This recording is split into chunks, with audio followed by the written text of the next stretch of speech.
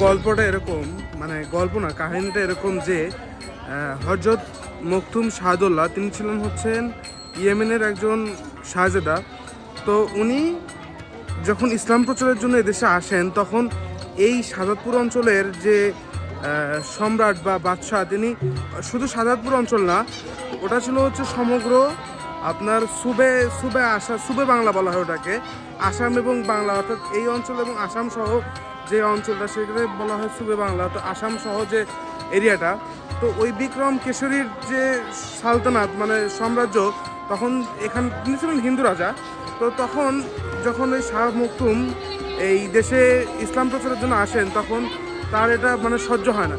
তো প্রায় একে একে যুদ্ধ ঘটে, যে যুদ্ধ সংঘটিত হয় প্রায় 33 বার। এই শাহদৌল্লাহ যে মখদুম শাহদৌল্লাহ তিনি এই যে বিক্রম কেশরীর যে সৈন্যদেরকে পরাজিত করেন।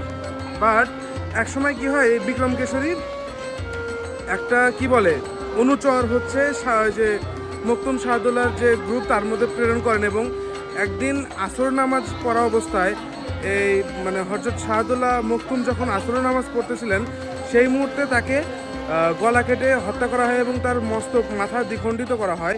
এবং সেই মাথা নিয়ে গিয়ে যখন আবার বিক্রম কেশরীকে দেওয়া হয় তখন ওই মাথার মধ্য থেকেও মানে আল্লাহর ধ্বনি উচ্চারিত হতে থাকে।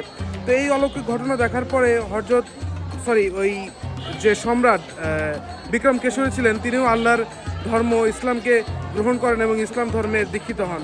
তো এটাই ছিল মূলত এই মাজার শরীফ, যার জন্য এই মাজার শরীফ গঠিত, যার কবরের উপরে এই মাজার শরীফ গঠিত, সেই লিজেন্ডের